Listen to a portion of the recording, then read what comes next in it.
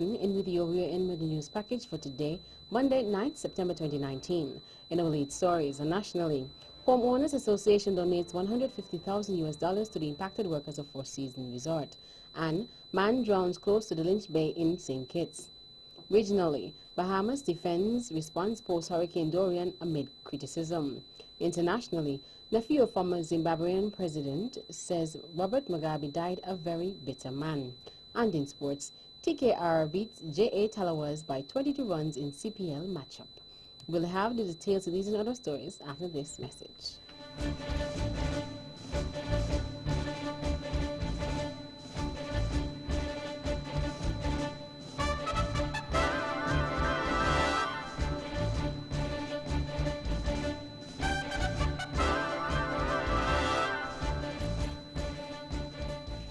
Another look. Different from how you've seen it before. Another look. Takes an in-depth look into business, politics, science, technology, religion, and more. Another look. Featuring documentaries from the BBC, regional features, and local ones too. Another look. Every Monday at 3 p.m. on the Eastern Caribbean's powerhouse, Vaughan.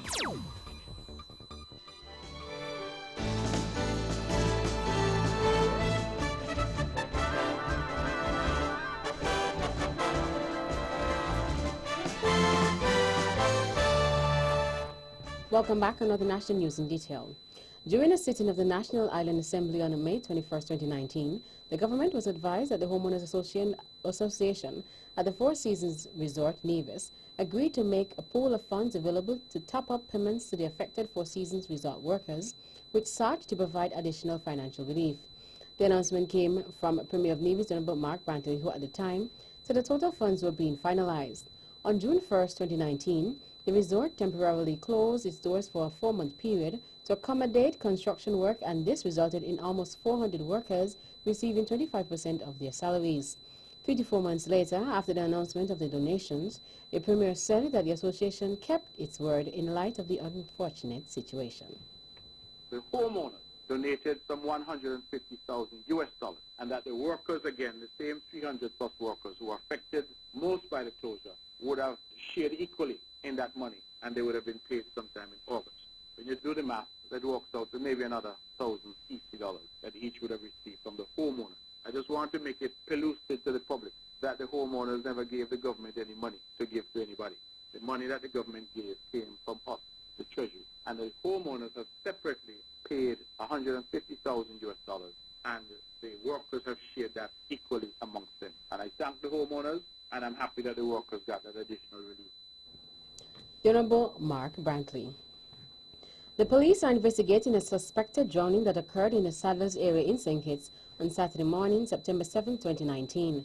According to reports, a young man identified as Marcus Rubain was accompanied by 2 friends who went out at sea, diving close to the Lynch Bay area. The district medical doctor pronounced him dead on the scene after his body was found on the shore sometime later. The VON Newsline contacted the police for more details, but no further updates were provided. Premier of Nevis, Honorable Mark Brantley, has provided an update on an agreement between B&L Worldwide Limited and the Nevis Island Administration NIA through Nevis Air and Seaport Authority NASPA, which is in relation to upgrading operations at the Vance W. Amory International Airport in Newcastle. On February 6, 2019, the concession agreement was signed by Managing Director and Legal Counsel of B&L Worldwide Limited, Mr. John Powell, and General Manager of NASPA, Mr. Owen Brandy, who signed the agreement on behalf of the authority. Almost 7 months later, much has not been said with respect to the aforementioned, although Deputy Premier, the Honorable Alexis Jeffers, indicated that the contents of the agreement would be made available in public forums. However, the Premier gave an update on the matter last Thursday. I have met with the representatives from that company. They have brought their preliminary designs for the project. I believe that they are to come back to meet with their full cabinet and to present those, and the cabinet will then have an opportunity to say whether this is something we want, this is what they're proposing, or whether it goes beyond or outside the ambit of what it is we would like to see for Nevis. So that is being arranged at this time, but they have produced a preliminary design which they've shared with me as the Premier, and which the Cabinet will have access to. So that is as much as I can tell you by way of update. And we hope to have something further soon once we're able to meet with the team who are to come to meet with the Cabinet on this matter. The Honorable Mark Brantley. Healthy aging starts now. That's the theme for this year's celebration of Caribbean Wellness Day. It is an observance put on by the Caribbean Public Health Agency, CARPHA, annually on the second Saturday in September, and this year the date for the observance is Saturday, September 14th. Senior Health Educator at the Health Promotion Unit is Ms. Chevany Nisbet. The reason for Caribbean Wellness Day is to basically create awareness for non-communicable diseases. We're trying to create awareness and increase the continuation of knowing what NCDs are, how to control them, how to prevent them. And these are what we've been working on because we have a burden. It's a non-communicable disease or a health burden in Nevis. We have a high number of cases of diabetes, hypertension, cancer, increasing cases of chronic kidney disease. So diseases like these are considered non-communicable diseases, and so we are trying to control our numbers, and so we can do this by creating awareness. Ms. Chevany Nisbet. Caribbean Wellness Day began in 2008, and Nevis has been on board since its inception. St. Kitts and Nevis joins the rest of the world in the celebration of Alzheimer's Month throughout the month of September. According to the U.S. Department of Health and Human Services, National Institute of Aging, Alzheimer's disease is an irreversible progressive brain disorder that slowly destroys memory and thinking skills and eventually the ability to carry out the simplest of tasks. The Alzheimer's Association of St. Kitts and Nevis, launched in 2014, meets on the third Monday of each month to have lectures and discussions of best practices about the care of a person with dementia. Its current president, Dr. Joan Ballins, recruited 30 new members for the association after a presentation she made to the Moravian Senior Club, MRC, and the Ripple Institute just before its launch in 2014. A series of activities will be held in commemoration of World Alzheimer's Awareness Month around the world, with activities culminating on September 21st, 2019, World Alzheimer's Day. Events typically held each year in St. Kitts and Nevis include outreach initiatives to organizations and presentations on radio, TV, and churches upon request. World Alzheimer's Day is an initiative of Alzheimer's Disease International, ADI, the global voice of dementia, which seeks funds for the production and distribution of items in commemoration of the day to aid international members in organizing events in their countries.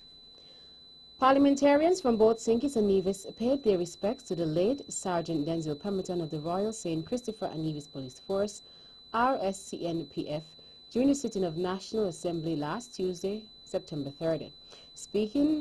Speaker of the House, the Honorable A. Michael Perkins, advised the Parliament of Sergeant Pemberton's passing and extended his condolences on behalf of the National Assembly, as the officer was regularly assigned to work at parliamentary settings. Speaker Perkins added that death can be difficult to comprehend. Members present were asked to rise for a moment of silence in memory of Sergeant Denzel Pemberton. Mr. Pemberton, who joined the RSCNPF in 1993 and served for 26 years, passed away before the commencement of the National Assembly sitting on Tuesday, September 3rd. The second annual Songs of Praise Gospel Music Festival was held on Sunday, September 8th at the Calvary Baptist Tabernacle in Sandy Point, St. Kitts. Permanent Secretary in the Ministry of Ecclesiastical Affairs, Mr. Ron Dublin Collins, said that last year's format had a judging component for the performances. However, a decision has been made to eliminate any form of competition, but with this decision, a number of segments were still planned. Among the scheduled performers were the Shekinah Dance Theatre, the African Choir, Trevor Zaki Richards, and CBT Divine Dancers. The event was put on by the Ministry of Ecclesiastical Affairs in St. Kitts. In more national news, The General Manager confirmed that workers will be back to work on September 16th as scheduled. The long, hard summer will be over, and that workers will be going back to work at the Four Seasons Resort as scheduled. He indicates that the resort reopens on October 1st, and that while they will still have some other work to do, because naturally with the construction, you have delays. They will have some additional work to do, but he said they will be receiving their first guest by October 4th. And I believe that is good news for Nevis. That's Premier Honorable Mark Brantley.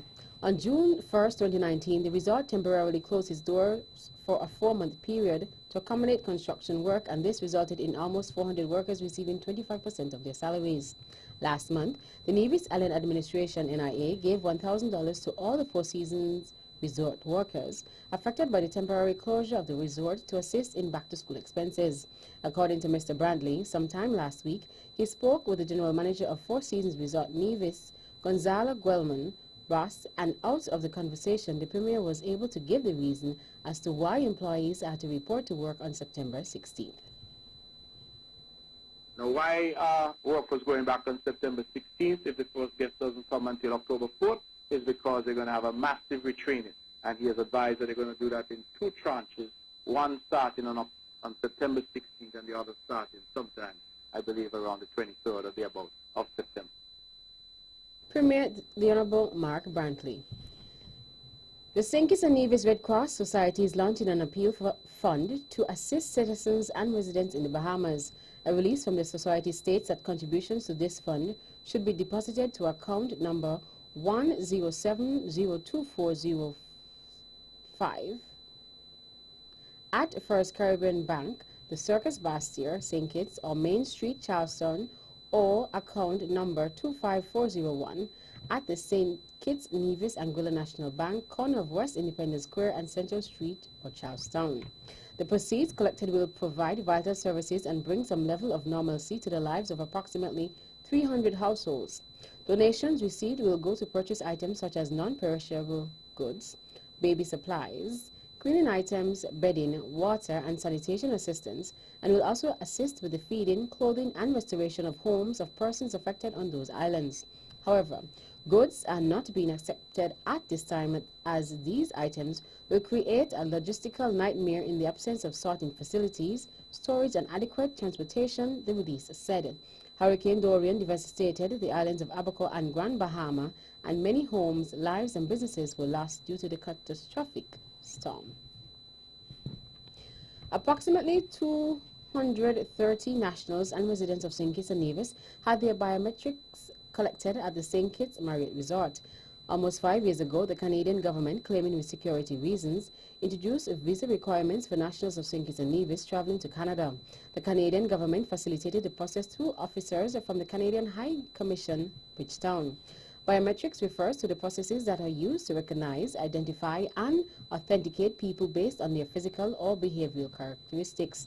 Back in August, the Ministry of Foreign Affairs here in St. Kitts and Nevis issued an advisory regarding the deadline to make an appointment, having applied online for the biometrics processing in the Federation for a Canadian visa. The processing was held during the week of August 26th to the 29th. It is a Team Unity administration's hope to repair the situation and build stronger bilateral bonds between both countries. And finally, a Heroes Day service of remembrance and thanksgiving was held on Sunday, September 8th at the Commemorative Methodist Church here in Nevis. This was also part of the church's celebration of its 190th anniversary, which is being celebrated under the theme, Commemorate at 190, Grounded in Christ, Loving, Serving, Rejoicing. The service was meant to commemorate the years of service and the contributions our heroes made towards the development of the Federation. It also recognized outstanding members of the congregation as well as their contributions to the development of the church. Present at the ceremony were the Deputy Governor General for Nevis, Her Honor Mrs. Halita Liburd, Premier of Nevis, the Honorable Mark Brantley, Minister of Ecclesiastical Affairs in the Federal Government, the Honorable Vance Amory, the Honorable Spencer Brand, members of the clergy, and well-wishers. The event was carried live here on VON Radio 860 AM. That's the national news segment. You can visit our website at www.vonradio.com or check us out on Facebook at Von Radio or our Von Radio YouTube channel for these and other stories. News from across the region is next.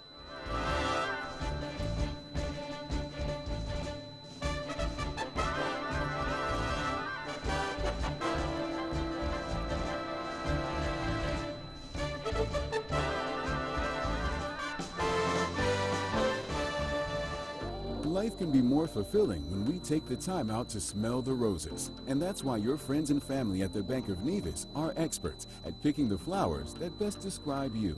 Whether you're planning to treat yourself after a long work week or finally getting around to that closet update, you deserve all the special things that life has to offer, and the Bond Visa card is here to help you achieve it. With just a swipe, you can turn a last-minute lunch date with friends and family into something worth remembering, with memories that will last a lifetime.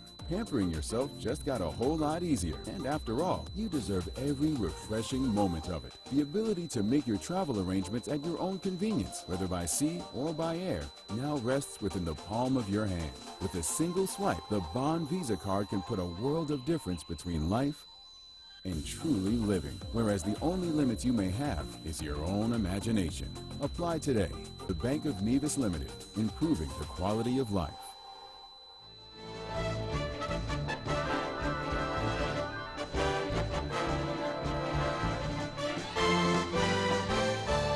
Welcome back. Now the regional news in detail. Bahamian officials have defended their response to Hurricane Dorian after it devastated parts of the island chain last week, killing at least 45 people. Residents on the Abaco Islands have accused the government of failing to provide assistance and prevent looting. Officials have denied covering up the number of deaths. The toll is likely to rise as hundreds, possibly thousands of people are still missing. Some 70,000 people were in need of food and shelter, the United Nations said. Thousands of residents from the hardest hit areas in the Abacos have been sent to the country's capital, Nassau, where authorities say they may have to use tents or containers to house the victims. Health Minister Dwayne Sands dismissed allegations that the government was covering up the number of victims, saying the priority was not to count the dead, but to search for the missing and provide assistance to those in need, according to Miami Herald newspaper.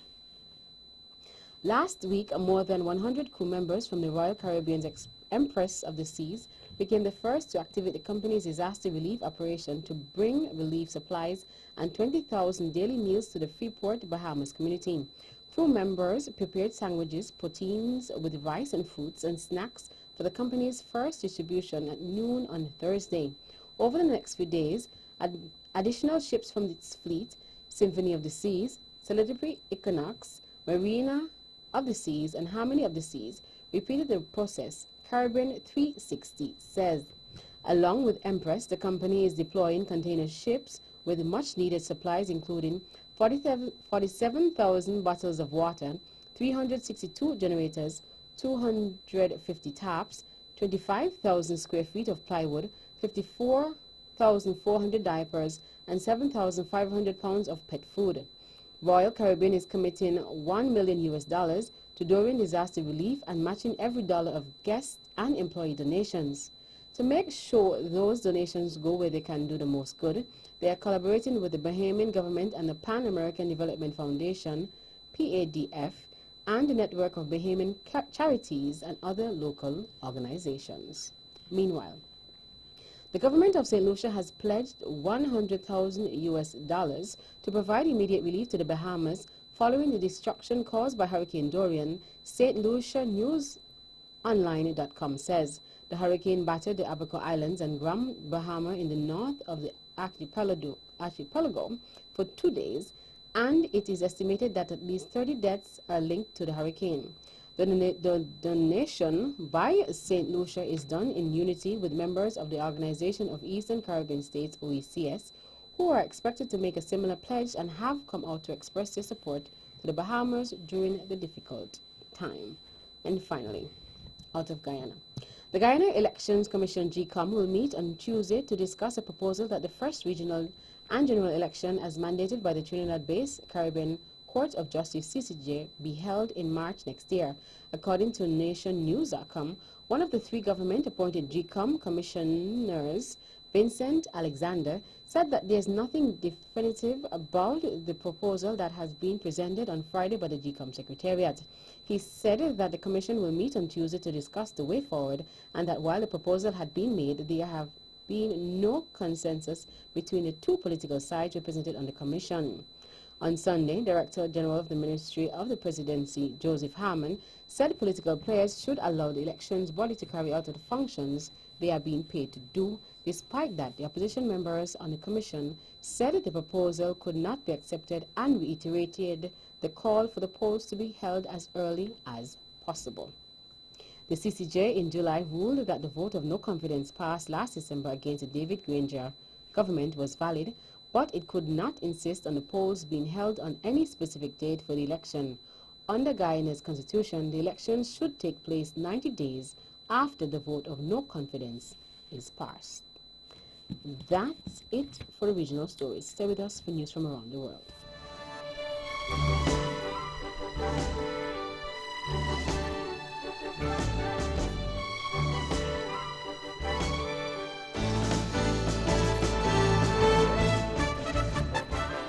Welcome back. Now the international news in detail.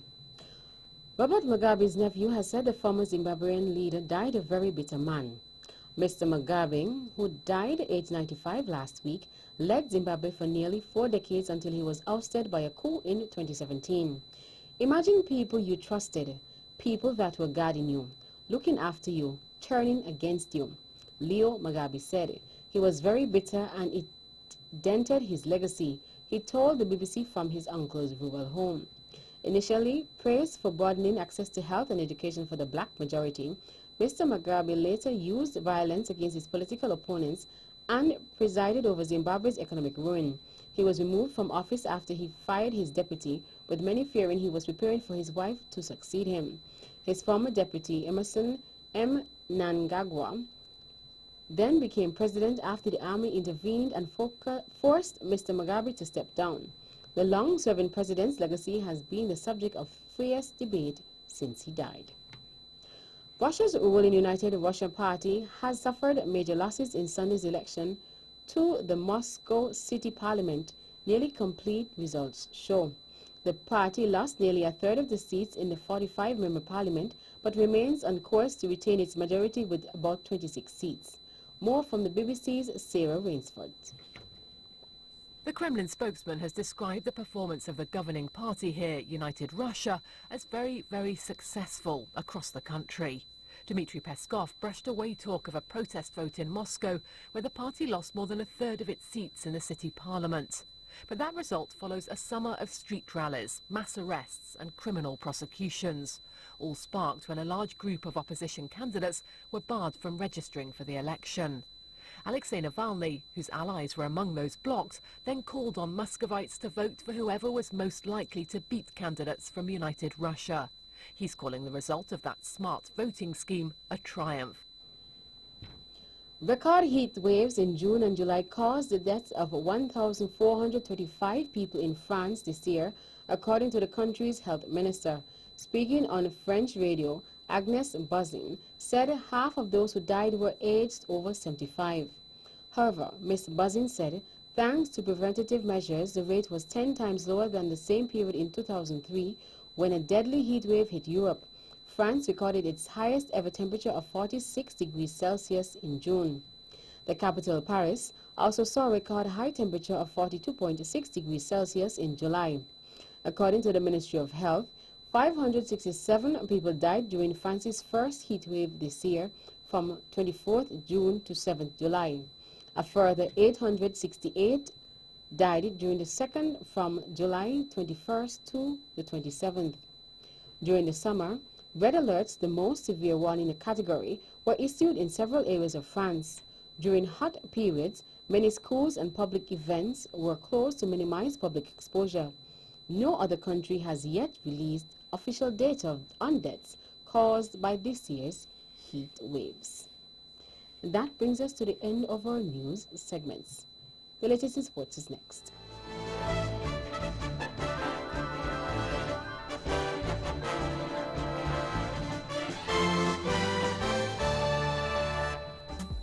Summer promises to be one of the hottest. Keep cool. Shop at the TDC Home and Building Depots. Get up to 25% in savings on fans, air conditioning units, coolers, refrigerators, freezers, pools, and so much more. So don't sweat. Visit the TDC Home and Building Depots on Frigate Bay Road or Penny's Industrial Estate today and beat the heat. Terms and conditions apply.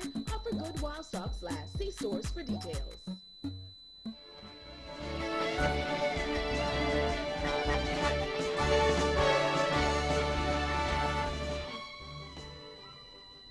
Welcome back. Another sports in detail. In cricket, opener Tian Webster struck his maiden 2020 half-century, but Sunil Narine fashioned a strong all-rounder performance as reigning champions Trinbago Knight Riders TKR won their second match in as many outings with a 22-run victory over Jamaica Tallawahs here Friday night. Sent in at Queen's Park Oval, TKR rallied to 191 for 4, with Webster anchoring the innings with an unbeaten 66 off 49 balls, while Narine lashed a whirlwind 46 from 22 deliveries. Captain Kieran Pollard came late to stroke 33 not out of 21 balls as the hosts gathered 47 from the last 5 overs without surrendering a wicket. In reply, New Zealander George Walker struck an unbeaten 46 off 33 balls, but it was West Indies all-rounder Andrew Russell who lit up the venue with 44 off just 24 deliveries. Captain Chris Gale and Chadwick Walton chipped in with 28 apiece, but off-spinner Narine and New Zealand seamer Jimmy Neamson stifled Jamaica's run chase, leaving the visitors with defeat in their opener. Still in cricket, Australia finally broke England's brave resistance to retain the Ashes with a 185-run victory in the 4th Test at Old Trafford. Scores: Australia 497 for 8 declared and 186 for 6 declared. England 301 and 197. Australia won by 185 runs and retained Ashes. In athletics, Great Britain's Dina Asher-Smith posted a season's best time over 100 meters to beat Jamaica's Shelley-Ann Fraser-Price at the Diamond League final in Brussels. Asher-Smith, 23, clocked 10.88 seconds to edge out double Olympic and 7-time world champion Fraser-Price as Ivorian Majesté Toulouse took third.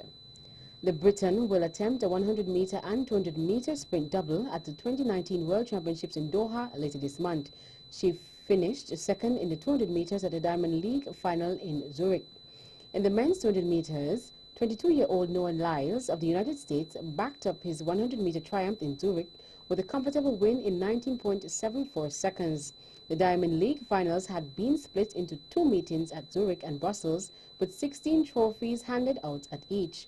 The World Championships take place in Doha from Friday, September 27th to Sunday, October 6th. And that's it for sports. The General Weather Report is next.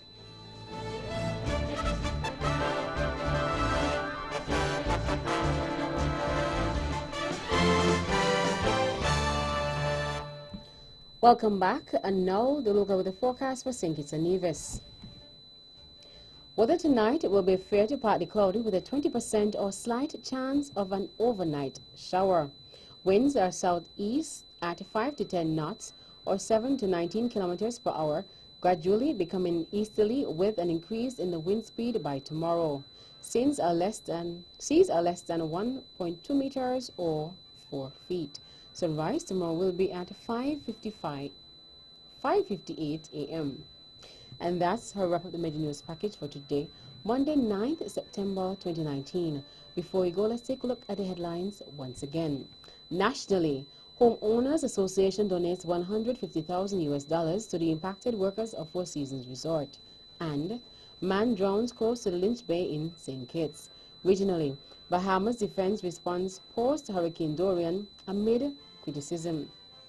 Internationally, nephew of former Zimbabwean president says Robert Mugabe died a very bitter man.